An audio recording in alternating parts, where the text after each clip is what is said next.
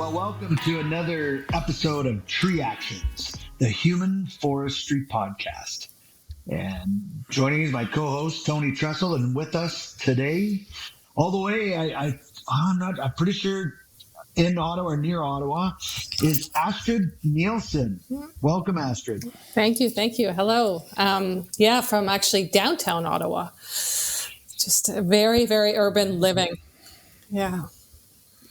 Welcome, Astrid. Yes, and we're looking forward to this as well. You're our second lady we've had on the show, and there's going to be more for sure, but we had a great conversation with Wenda Lee a couple of weeks ago or so. And, we always start off by asking people how it was that they got into trees. Where did it all begin? For some people, it's as a child, just being interested or climbing in trees for fun, and then it evolved into more of that. But where did Astrid find her way into the human forest in the first place?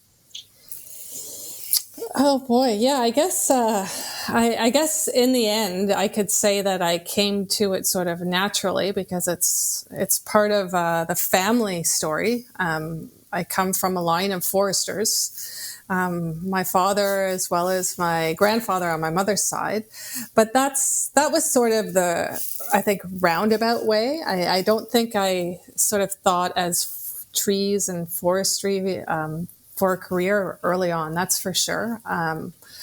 It came upon me when I was living out west. So I went out west. I decided after school in Ottawa, after high school. I had a bit of a sense of adventure and just wanted to see what other parts of Canada had to offer. So I applied to UBC, got in, but that was for engineering, actually. I thought, I'm going to go out and check out engineering and see where that takes me.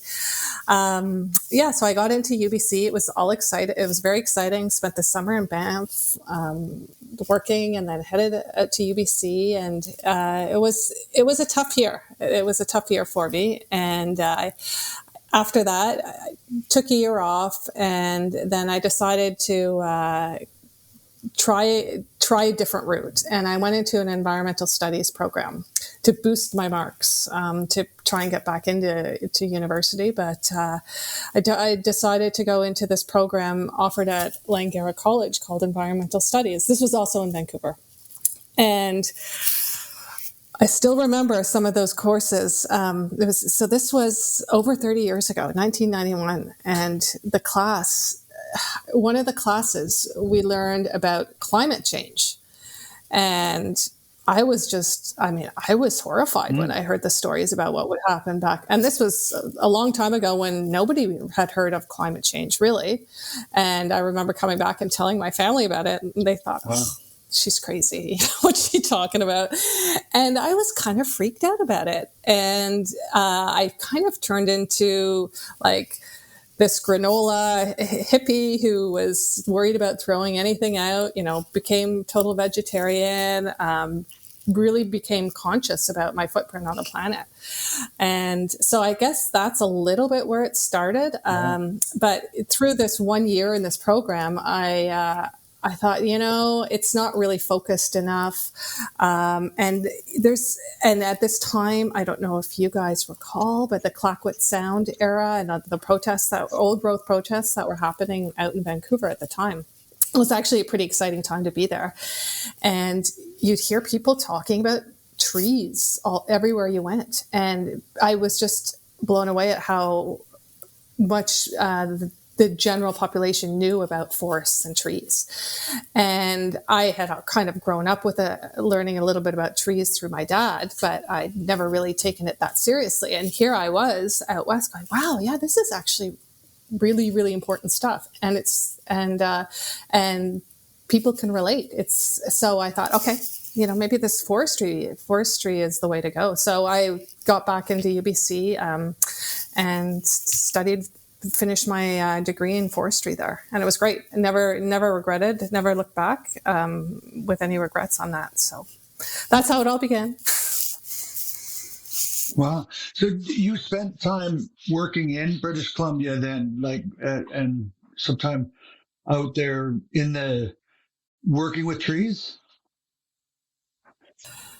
Yeah, so my summer jobs were all throughout BC. I had different summer jobs. Actually, one summer even up in the Yukon, I spent doing some timber cruising and different forestry work, camping in a trail with a trailer, traveling throughout the Yukon. So that was one summer job. Another summer job was actually in Germany, and then another one up in Fort St. John, BC. And then after I graduated, I spent a couple of summers doing field work in BC as well, before coming back to Ontario in 1998. So you said your father had a forestry background. Was that like just a traditional straight up forestry, like or what realm was that? Yeah. So okay. So my father is actually from Chile in South America, and he studied forestry. He was actually the first graduate from the forestry program in his hometown in Valdivia, which is in the south of Chile. And it's the University of Austral. And they started this forestry program, and he was one of two students. That's back in, I guess that would be in the 50s and 60s, maybe. Or maybe early 60s. Yeah. So he did his undergraduate there, and he was the only one out of 8 children that was able to go to university.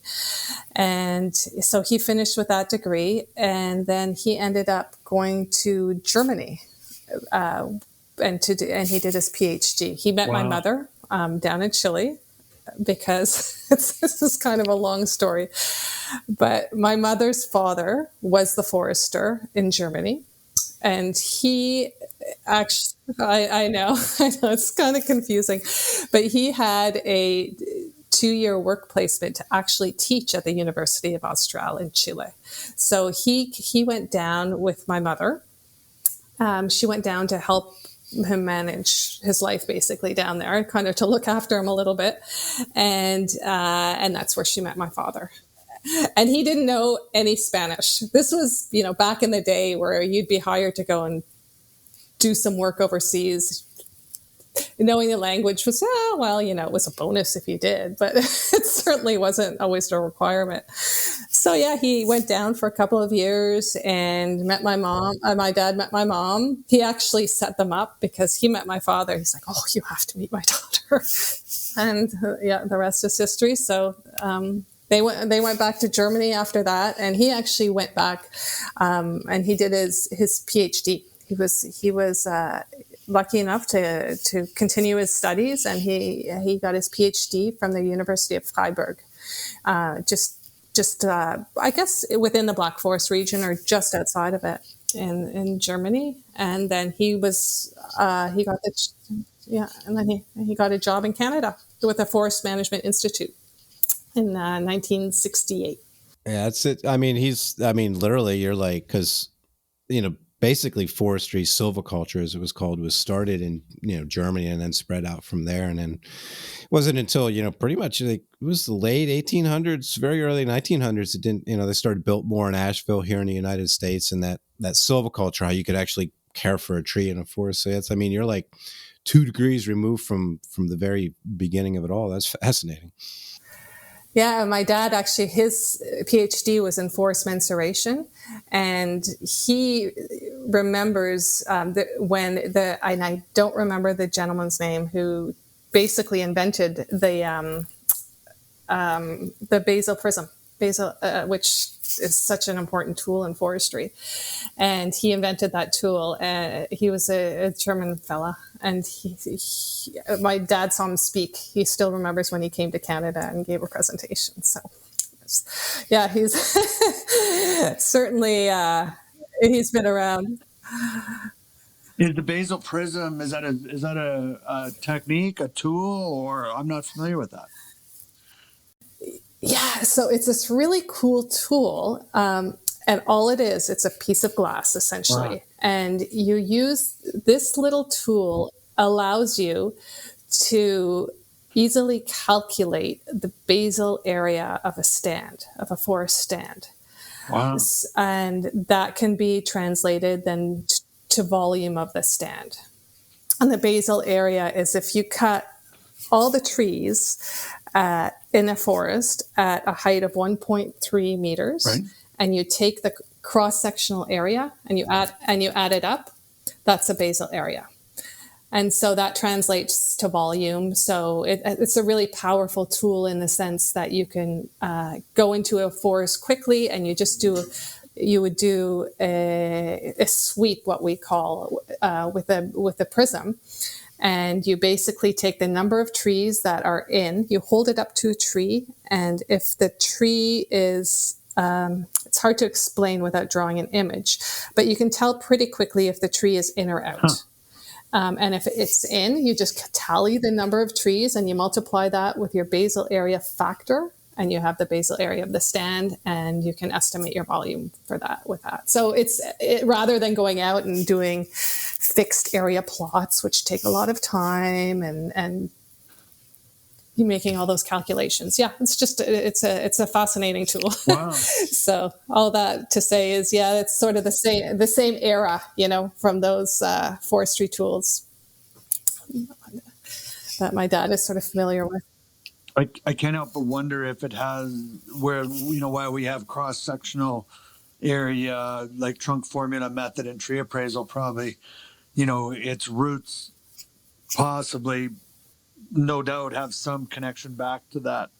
I know it's not the same, but using a cross-sectional area at the same height in order to establish that type of baseline to begin with. Yeah, for sure. And like that whole measuring at 1.3 meters too, I think, mind you, I think in arboriculture, I've seen it switch, but I think 1.3 is the most common one, height measurement that I still see around. Yeah, you see 1.3 and 1.4. Right. Yeah, it's close. It's very close. Interesting. That's the classic diameter of breast height, right? Which is what you use for board feet calculation. And see, my father has a forestry background as well, so there's probably a prism. Yeah, I think he actually has a prism around here somewhere. Okay. He's been gone for a number of years, and I haven't gone through all his crap yet, but I'm sure it's around here somewhere. Yeah, because he started with a forestry background, very same in the '60s, and then was doing timber cruises and stuff. So. But there is a lot of similarities I've noticed from, single tree appraisal to basically timber stand estimation. I think when it comes to getting volume and things like that. So they do relate. They're distant cousins, but they do relate. Yeah. Mm-hmm. For sure. So, sorry, I bumped out and I missed some of it there, but, I'd asked you the question, Astrid, about working in BC, and I think that's what took us down this path. But where, how did your journey through the trees change after, kind of getting us more like, I don't know exactly how your path. I mean, I met you at the city of Ottawa, and the first time I met you, like, was it a quick jump from BC to there, or what happened in between? Oh, yeah. I'd say a very long jump, slow motion, long jump. So from there, came back to Ottawa. And so my father, actually, he started a company in 1978. When he came to Canada, he went to the Forest Management Institute for 10 years. And then he, with two other colleagues, opened up a forestry consulting company, which was in business actually for almost 35 years. And so I came back to work with him, and we did mostly work in remote sensing for forestry applications, forest inventory. And so I did that for about 10, maybe close to 10 years. In the interim, I went back to school and I completed my Master's of Forest Conservation at the University of Toronto, which is actually, I teach there now. I've been teaching a course there for the last 7 years, which is great. Love doing that. And, I think basically a job came up at the city of Ottawa, and this was in 2009. my colleague, Martha Copestake, who's at the City of Ottawa, and she does a lot of work around the development of tree bylaws and tree forest policy at the city. And she went on mat leave for a year. And so this really interesting position came up for a year placement at the City of Ottawa. And I thought, I was kind of at the time thinking, okay, I need something, just looking for a bit of a change. And that position came up. And I thought, that's great. I'll do that for a year and get some new connections. And like, what is this urban forestry? What is this urban forestry business anyway? What's it all about? So started at the City of Ottawa, and she had just, she was responsible, or she led a project to implement the first urban tree conservation bylaw at the City of Ottawa. And it was, so basically my first week of work was when this bylaw went into effect. And so she trained me up for a week or two, and then she went on mat leave, and then I spent the year basically implementing this bylaw and I was the lone forester, as she was. That was her position in the planning department at the city. So it was definitely like an interesting year, really super steep learning curve. I had to learn about planning, I had to learn about urban forestry, and then the bylaw as well. So it was lots of information, but a really unique opportunity, and it introduced me to urban forestry, which I loved. So, definitely grateful for that. And then after she came back, I was like, oh yeah, this is kind of cool. And then there was a position that opened up over in Public Works, so I went there for 6 years, and worked there for a while. In a bunch of different positions, actually. But so I definitely had a quick and fast exposure to urban forestry, but it's quite a bit different than traditional forestry is, especially 12, 13 years ago. So there was definitely a lot, definitely a lot to learn. So, it's interesting. I don't know that many people. Or I guess I'll ask you the question if it's that common. I mean, you're fully vetted and fledged from the forestry side of things and experienced work therein and credentialed in there, and now you're teaching in it, but you're also you spent quite a few years in the urban forestry side or in the arboriculture side of things.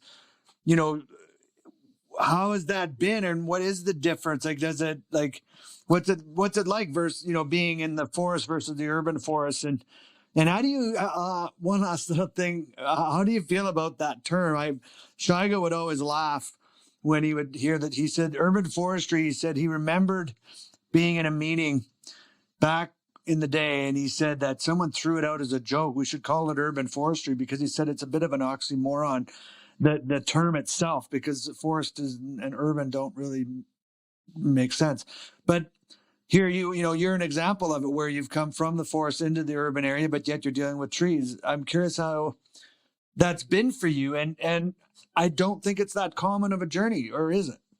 Well, I think the last 10 years or so, we are seeing more foresters going into urban forestry, but we're starting to incorporate more of it into programs. So if you meet someone coming from sort of the traditional forestry stream now, they will most likely have some exposure in urban forestry. They will have had some throughout their teachings.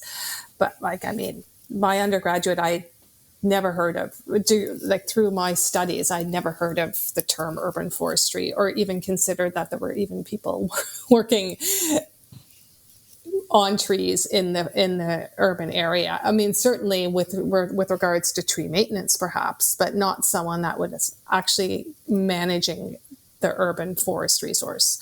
So and we never learned about it. But I do think that more people, it is becoming more common. And some of my colleagues, actually most of my colleagues at the City of Ottawa, they have similar backgrounds to me as well. So it's certainly not that uncommon. And I think, like, from all the professional foresters in Ontario now, the last I heard, like, I remember 10 years ago, it was maybe 10% of them that were urban foresters.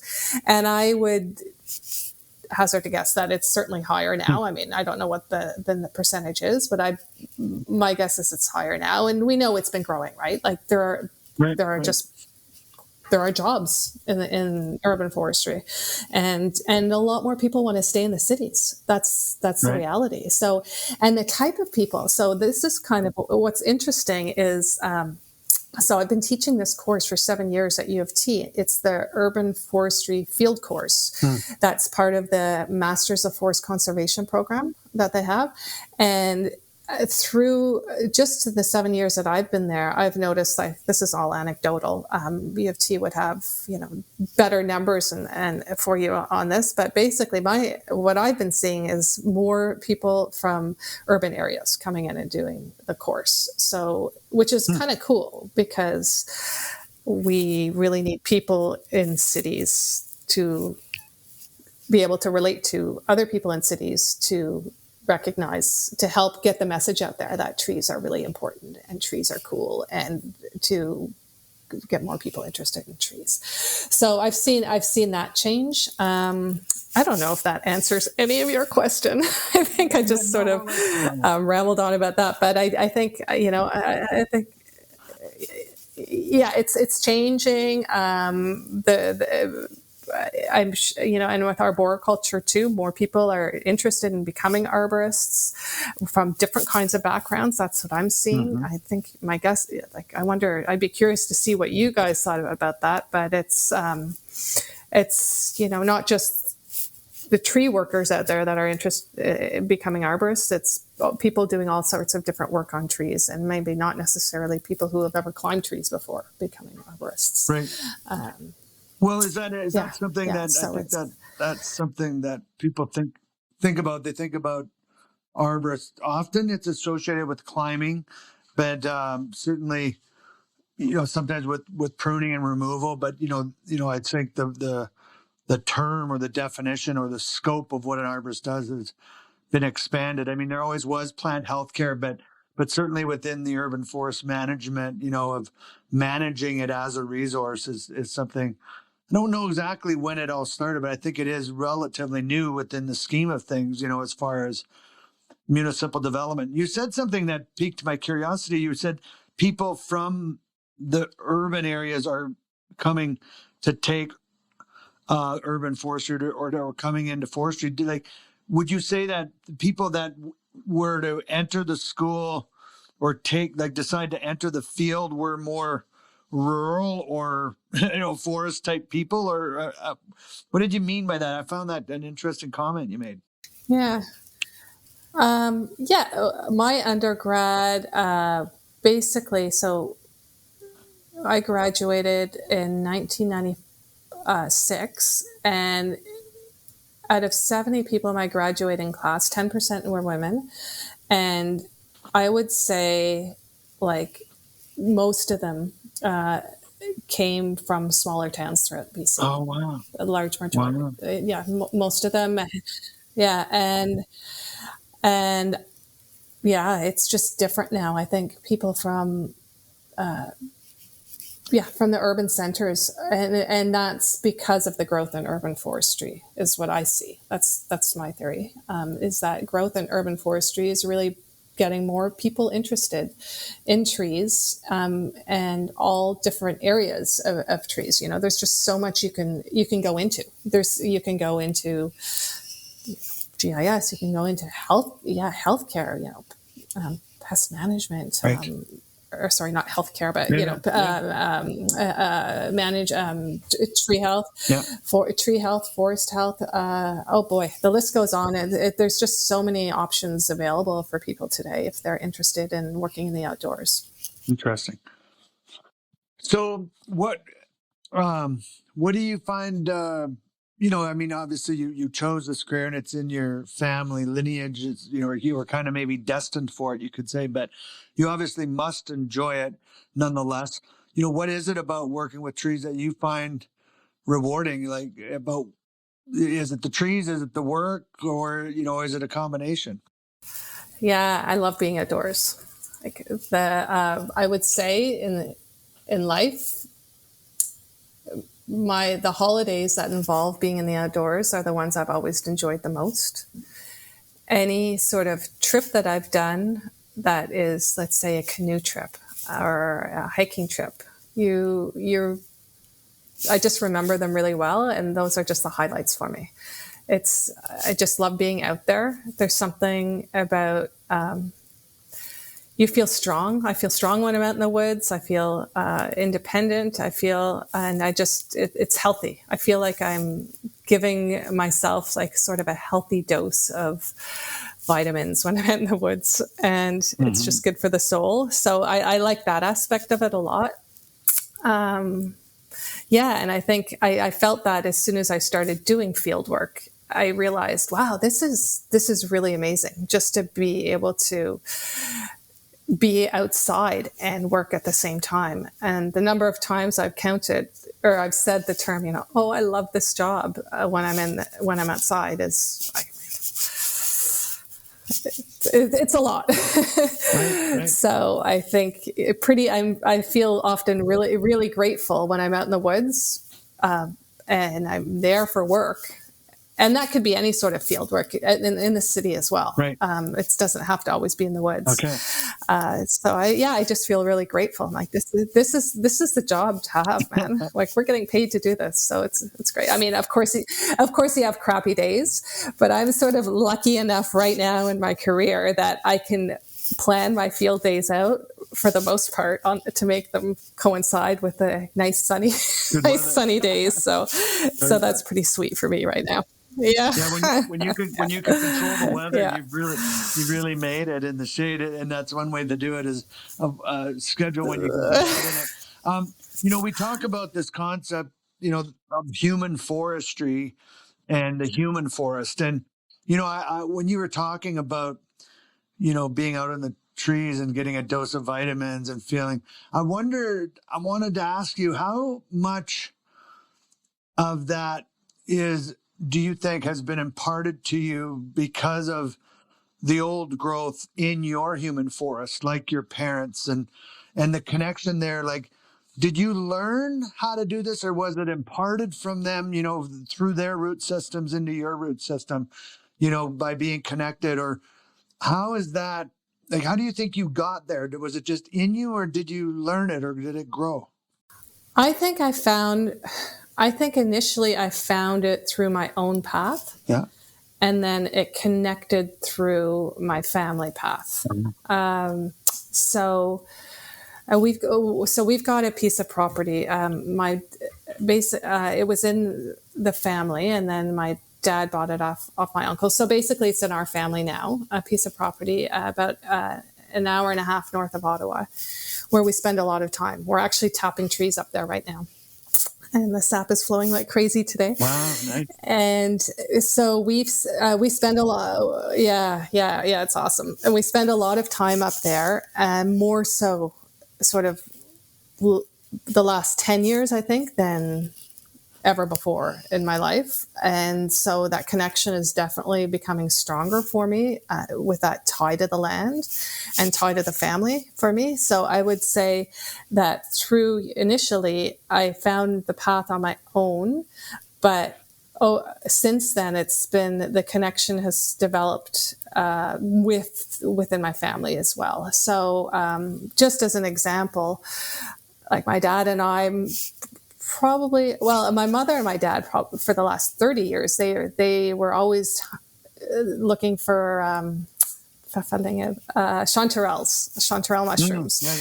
Pfefferlinge in German, that's what my mom always called them. And so they've been picking chanterelles up at our farm for many years. And I started getting into the chanterelle picking maybe 15 years ago or so.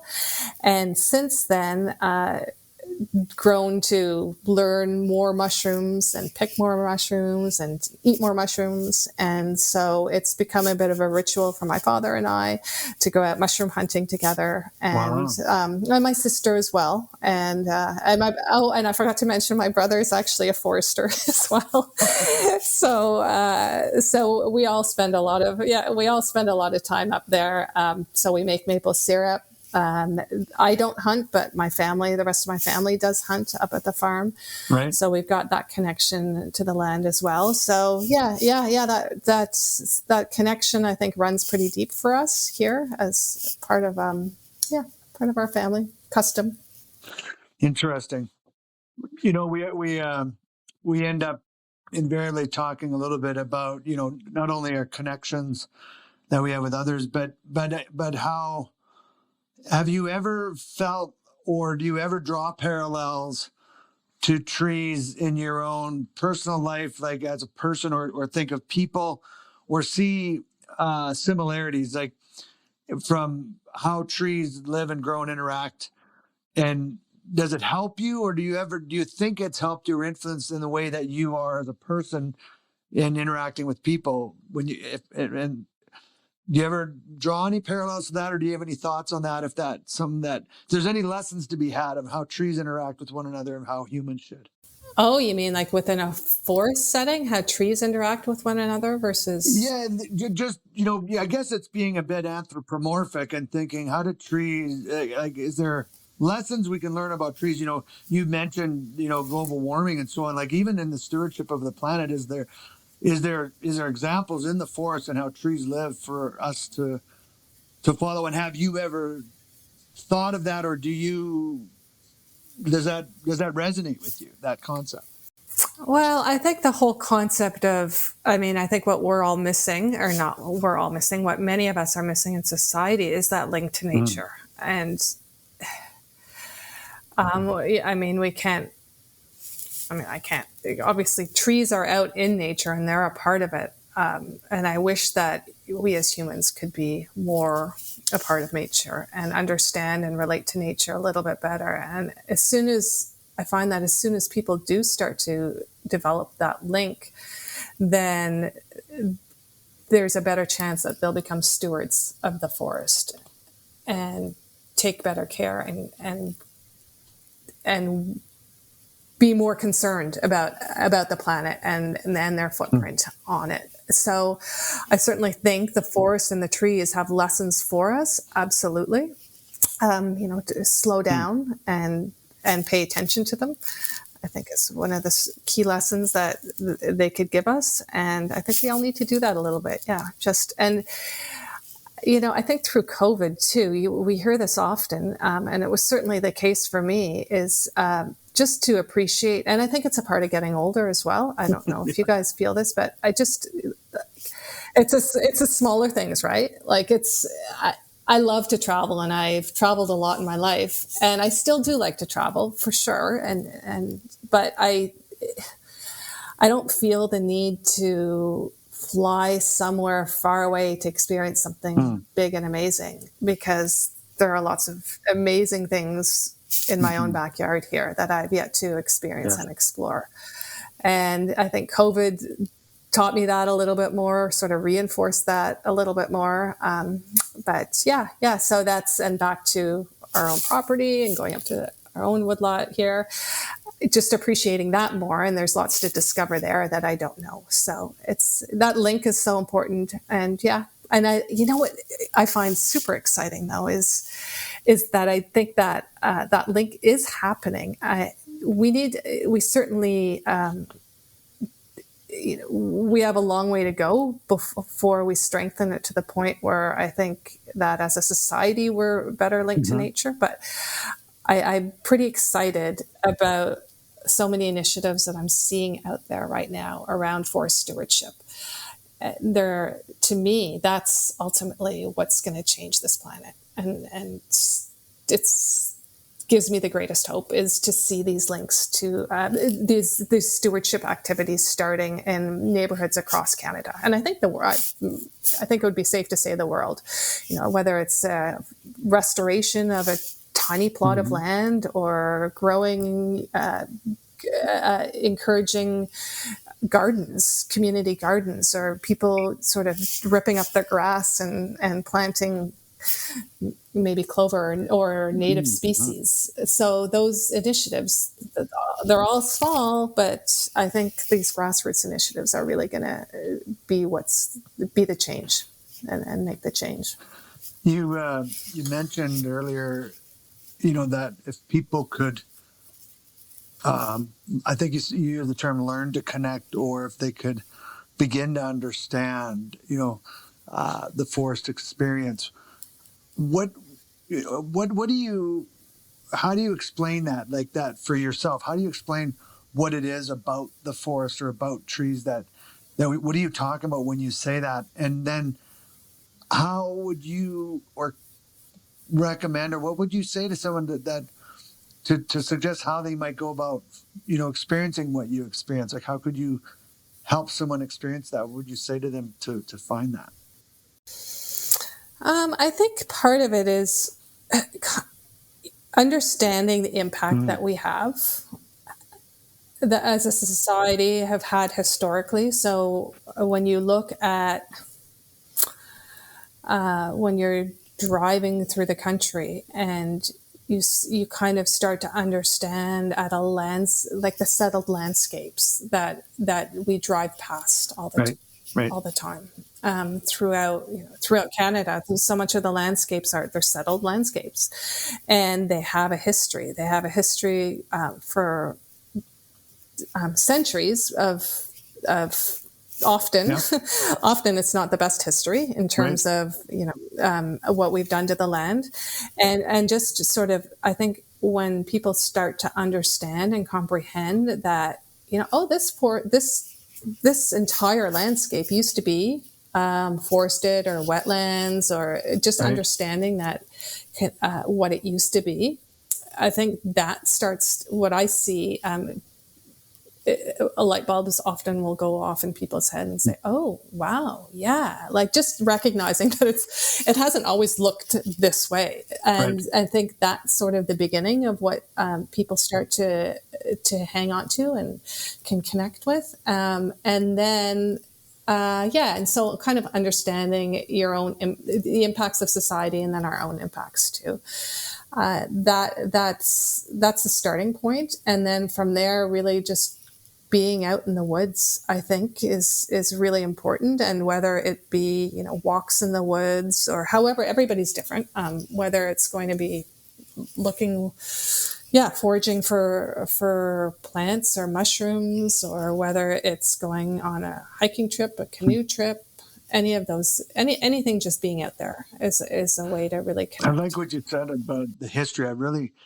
It just made me think of something. I don't remember when it was on one of my trips out, and I believe it actually was to Ottawa.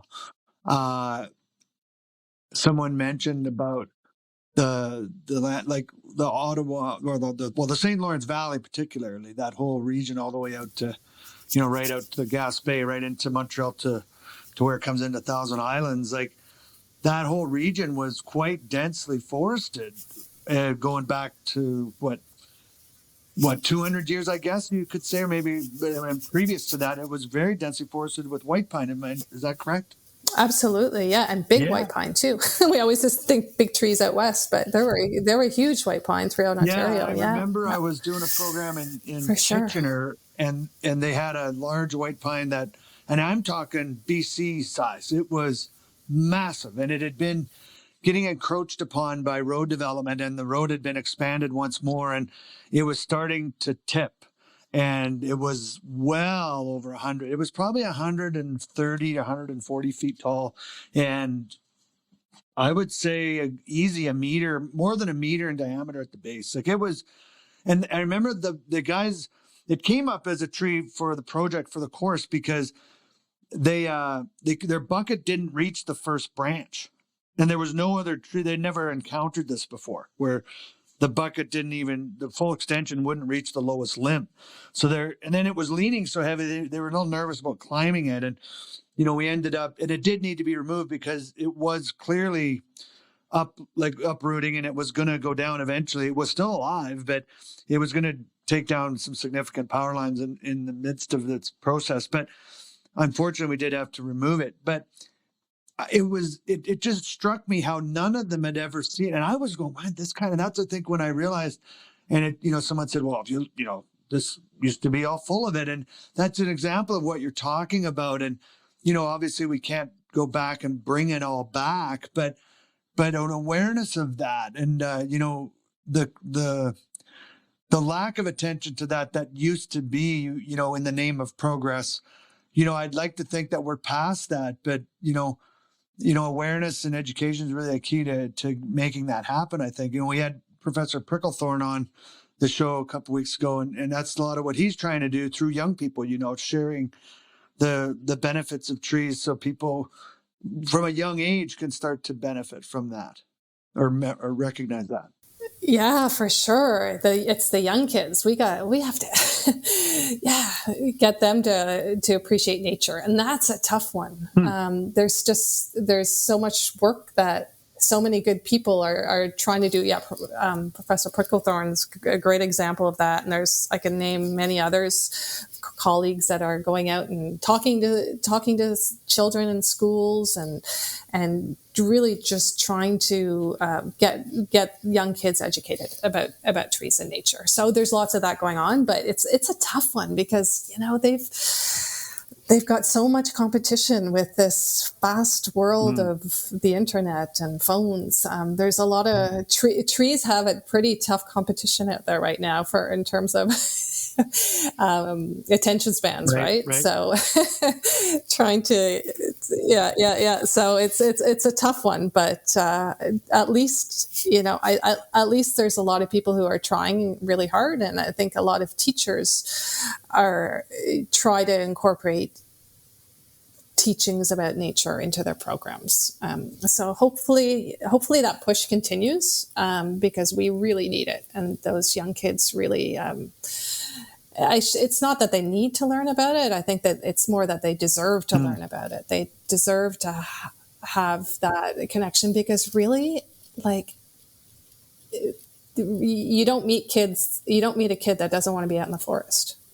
Every kid loves to be out in the forest. Interesting. It's not until we become adults and some may say, oh no, I don't like the bugs or I don't like dealing with this and that. But all kids love to be outside in the outdoors, really. It's almost like we're born with before, I don't know what happens, but it's like a young children always enjoy, they don't complain about being outside in the dirt or the soil. The parents might have concerns, but the children don't. And then it seems like at some point it changes, doesn't it? Like it can be, either video games or whatever. I don't know. I don't want to, judge or say that anything is bad necessarily, but it does seem to be, what do you think causes that shift? I guess I'm not sure. Maybe comforts. We all get used to our comforts, right? And I guess just it's just easier sometimes not to be out in the woods when it's you've got the comforts of home so close by. So maybe that's all it is, but and it's not everybody's going to go down the green path, that's for sure. But it's nice to have that opportunity if it's presented to you. Well, and it's interesting. It's not even just the green path, but the fact that the land, the trees, our whole existence in so many ways, is tied in with forestry or water, trees, and earth. That without those, we'd be in pretty big trouble, even in the cities. Yeah, for sure. And I think we hear that a lot from Indigenous people, and hopefully, there's a lot of that, or I should say more of it in the curriculum, the school curriculums than certainly than I was exposed to when I went through school. And hopefully the kids are maybe learning a little bit about that connection through that as well. So what, what is your, what do you know about the indigenous, forestry concept, or what they, obviously it was very different, but I don't have I have some knowledge of it, and we've had people on talk about this before. But and in fact, it's kind of funny you bring it up, because when I was thinking about asking you about the St. Lawrence Valley and all the pine trees, for some reason in my brain, I was thinking, we call it the St. Lawrence Valley, but it was called something else long before that. And it's funny, we put names to things, and I wonder if I don't know, Tony, in the U.S., is it known as the St. Lawrence Valley up there? Like, is that what it's called even in the United States, or does the Americans call that region? Because it splits U.S. and Canada there. No, it's pretty much, we use the same. We would call it St. Lawrence Valley, sure. The St. Lawrence, even though that's a, yeah, okay. But, and I don't even know what the First Nations call that region. But, what do you think? It's funny, Astrid, I was thinking the same thing about wonder what, how when you were talking about, you used a term that I found intriguing, us, not civilized, cultured, or something about how the land was claimed and used. I can't remember the term you used, but like First Nations didn't do that. They didn't do that kind of thing. They kind of were part of it, they didn't claim it. But how would things look how could things look if we were to follow more of that model? And what is the model of First Nations, do you think? Yeah, well, I'm not going to. I think there's a lot of Indigenous people across Canada, and so many different and so many different variations and approaches that I'm sure that they all use, and how they. Yes. But generally, the connection to the land is, I would say, quite different than one that I was brought up using. And I think that any people who come with sort of a European background, it's just a different. It's now, that being said, I've learned a little bit. Well, I think just in this discussion, you've heard that my connection to the land has become stronger through my life, because of the paths that I've chosen. And so I'm pretty grateful for that. And I continue to try and strengthen that all the time. And I do that often through learnings from Indigenous resources, books. I've read some books, or I hear a lot of just on CBC. There's a lot of programming, Indigenous programming. So through that, I've learned a lot more about how this connection to the land and how important it is for Indigenous people, and how many of them are trying to regain that back in their communities. And yeah, like I've through my own experiences, I've learned a lot from them. And again, I'm grateful for that. And I think we all could use a little bit more of that in our lives. The book that I really connected with is called Braiding Sweetgrass. And I'm really bad at thinking of people's names off the top of my head, and I can't believe the author's name is escaping me right now, but it's a phenomenal book. She's a professor. Robin Wall Kimmerer. Thank you. So yeah, that one, I've really connected with that book. And I love the way that she describes her own life experiences and the gratitude that she sort of gives to the earth for everything that Mother Nature is providing for us. So it's given me a lot to think about, and it's a very enjoyable read. It's highly recommended for any listeners Braiding out there. Sweetgrass. We'll have to add it to the Tree Actions recommended readings list, Tony. Yeah, it was a great book. I read it a couple of years ago, and she has a great way of, I'm not going to speak for her. You can read the book yourself. She's very instant. I believe botany, if I remember correctly, is her. She's a professor in botany. But anyway, it's how there's when it comes to, I guess, if you would call indigenous forestry or First Nations forestry, they tend to see the land as a gift to be used by all people, not a resource to be managed or somehow conquered.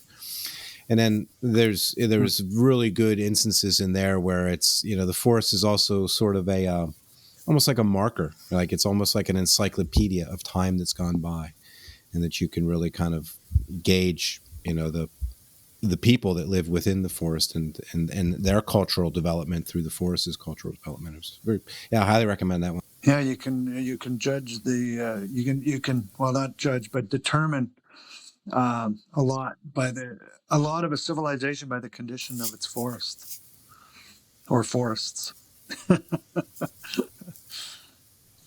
But it's interesting. We tend to stay so focused on trees as tree people, which there's the term land, which you hear more about in First Nations, although they do certainly, there's always not only trees, but water, land, and then also animals. That's the other thing that's very much connected in their teachings. There's always a connection to those beings as well.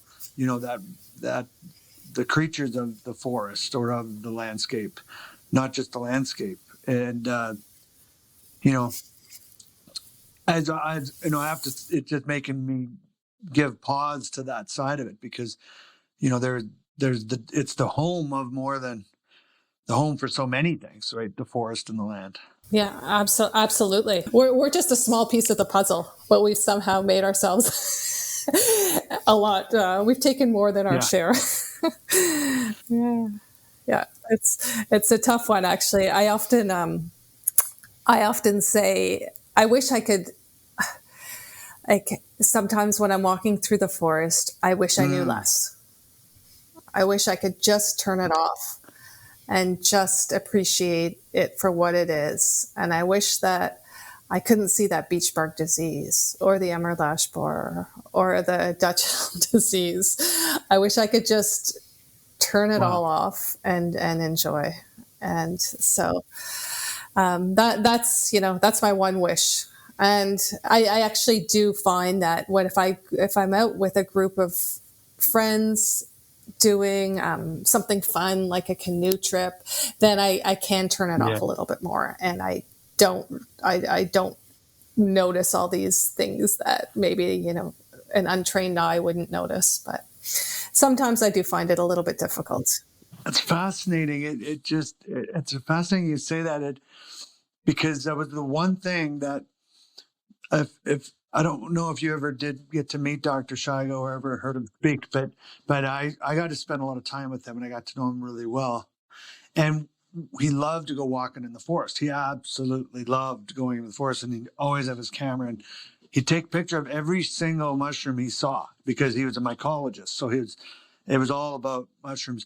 But what was interesting is every single mushroom or structure or conch or fruiting, whatever it was that he saw, it was always with great enthusiasm and beauty. And he would take pictures and exclaim, and he'd have you gather around and look at it and say, look at the gill, and he'd zoom in with, he loved the digital camera for that, because then he was like, he could, touch the screen and zoom it in. And he took pictures, like 100 pictures every walk of every manner of fungus. And he never, ever once talked about them in a negative sense, that it was a disease, even the ones that were, they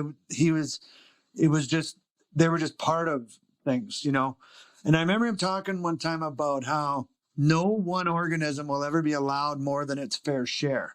And he was speaking specifically at the time about chestnut blight and how it had taken out all the American chestnuts, but he said it didn't. You see, there's some and they're making a resurgence. And he said it's like that with all the pests of the forest. When you get these massive infestations, they tend to almost go out as fast as they start, because nature won't allow any one thing to be more prominent than its energies than it's given. And he would quip about how that may one day come to bear on the human race.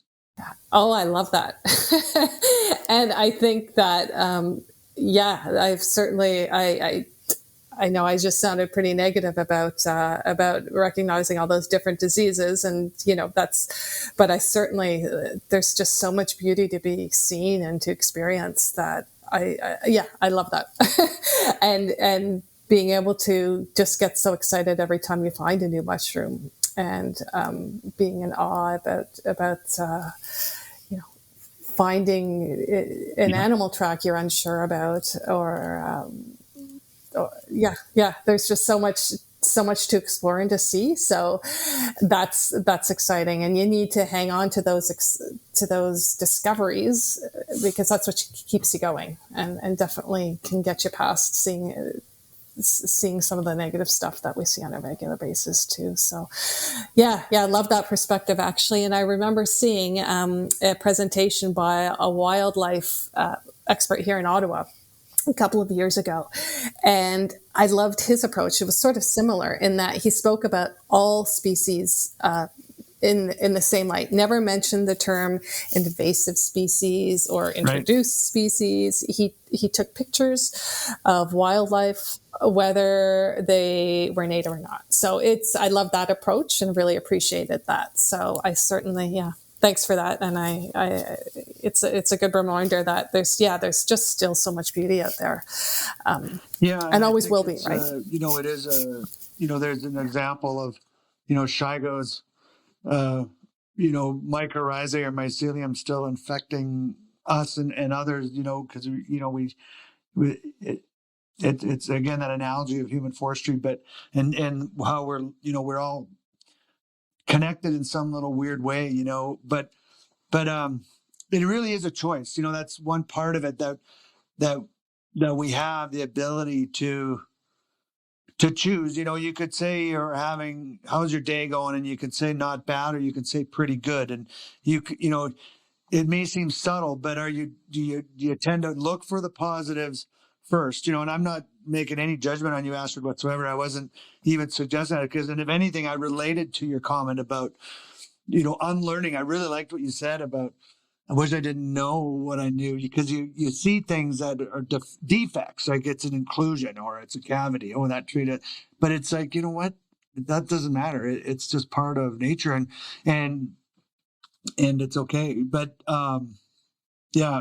you can choose. We can choose to see the disease, or we can choose to see the beauty of the mushroom. Right? It's and that I think is something that we can mentor as trees in our human forest to other trees growing up, or just interacting with them to maybe just choose to look at things a little differently.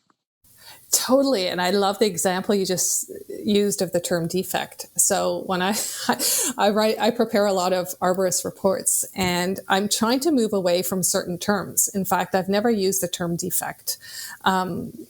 Just because of the negative connotation. And it's the power of words. It's amazing. I find how quickly people's opinions can be swayed just by these little nuances when you write them in reports. So, and even I'm trying to move away from, conflict, the term conflict as well.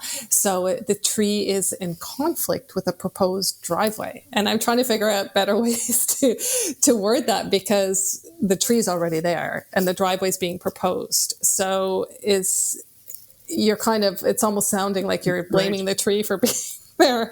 So anyways, just these small nuances, I'm trying to figure out better ways to use my words more wisely, so you're not making the tree sound. So someone may not pass judgment too quickly on this tree and its health in a negative fashion.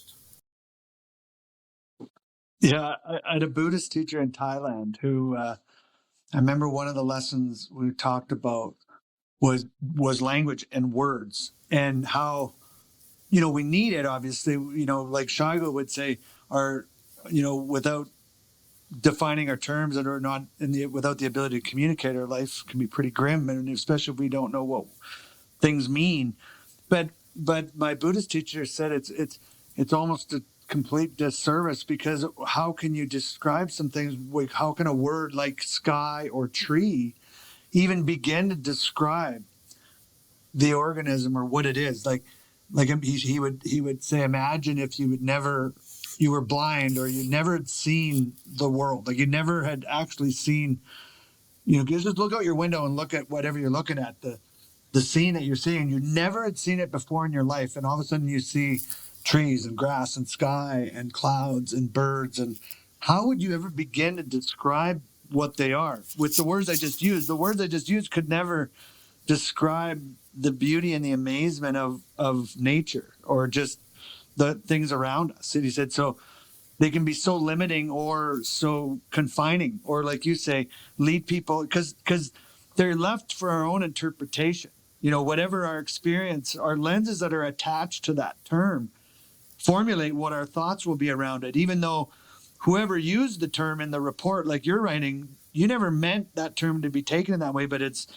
when someone takes it into their brain, it's filtered in their filter, and now they have a different outcome with it. And it is a powerful medium, but yeah, it's an interesting concept. And I really find it fascinating that you're doing that you're trying to find different words. And Tony, I can just imagine your brain going right now, because you love words and you have all sorts of fancy words. So I'm curious what you would use instead of defect or conflict. Yeah, it's interesting because you say it's like the tree's in conflict with the driveway, but the tree was there first, which is a problem. So maybe the driveway's in conflict with the tree, and then but it's not a fight. It's like it's not. It's just, so why does it have to? So, but I think you're right. It's how the words we choose around those things really sets a tone to the whole thing. And I've always I teach a class at Longwood Gardens to the professional horticulture students. I teach arboriculture class. They're not meant to be arborists, and I just kind of give them an introduction. But we talk a lot about, really the job of an arborist, especially like doing residential work like I've done for so long, is really kind of be that medium between tree and humans. Right? Like trees don't need me to climb it. The oak tree in the front yard doesn't need me to climb up and prune it. The people that own the oak tree and live underneath it need me to go up there and prune it. Right. Whether it be for health or aesthetics or safety reasons. And, trees do just fine on their own. It's like they really do. It's interesting working in a profession where when you do a really good pruning job, the best compliment you can get is it looks like you didn't do anything. Like somehow, but it's oddly satisfying for an arborist. So you have to look at it, I think, from a different perspective. And I think, when you start to say the tree's in conflict with the driveway, now you've set up this situation. It's not necessarily accurate or true. One's in the way of the other. How can we work together and get it resolved? But the words we choose are very, very important. And I diverge from the Buddhist standpoint in that I think you can use words to describe all that. I think you just have to look at them differently. Well, and I don't. He wasn't saying that we can. It's just how limiting they can be to describe such amazing beauty and power. Like you can add a bunch of extra words, but what the one that struck me was sky. He says, what a word to describe the sky. Like it's like, holy moly, but without language or without words, it'd be we wouldn't be able to communicate. So it's certainly a necessary thing. But and I never thought of it until today, but a word like tree to describe that thing, just to describe what a tree is. My goodness, like that's a pretty small word to describe that organism. And what you use, what people would, what they would interpret that word to mean, what a tree means. You have quite a broad range. When we do our tree biology class, one of the exercises we do is at the start of the class, we have everybody draw a tree. Just draw a tree. We give everybody crayons, and everyone's kind of going like, what the heck? And then at the end of the class, after 2 days of tree biology, draw a tree now. And it's interesting how what you think a tree is changes. Yeah, I can imagine that. Let me guess. The roots are the roots are probably always included in the second drawing and maybe left out of the first one. Is that a common theme? Yeah.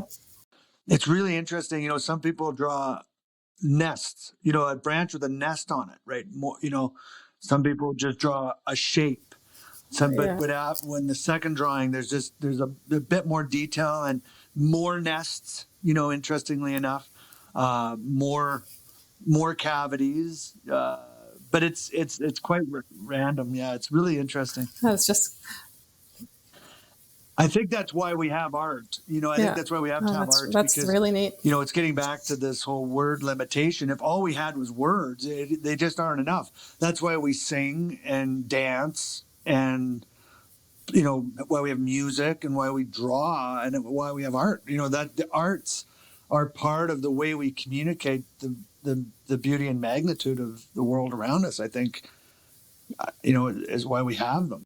Yeah, definitely words are limiting, and especially I don't have a very expansive vocabulary. Some people are very good with words, and yeah, they can certainly explain things,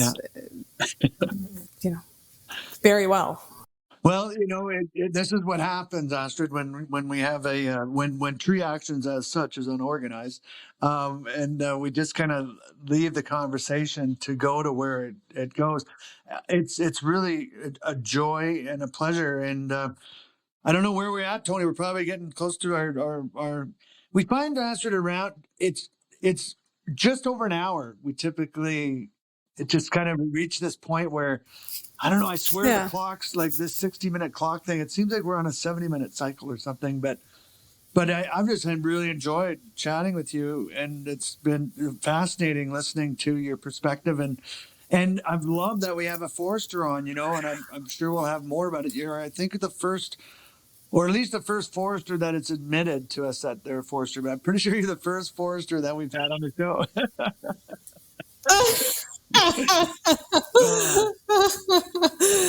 Yeah, that I've admitted. I know the arborists are like, oh yeah, foresters just want to cut down all the trees. That's often what I hear. It's like, oh yeah, they're just about cutting down trees, but that's not really true either. So, yeah, no, but it is a different train. Yeah. This has been great, you guys. Hopefully that's something for you to work with. What was the Dr. Shigo quote about trees being systems so organized they repeat? Does that sound about right? Yes. Yeah. Trees are systems so highly ordered that they repeat. Yeah, I think we could say tree actions is so highly disorganized we can't help but repeat. That's all good. It makes it more casual. Oh.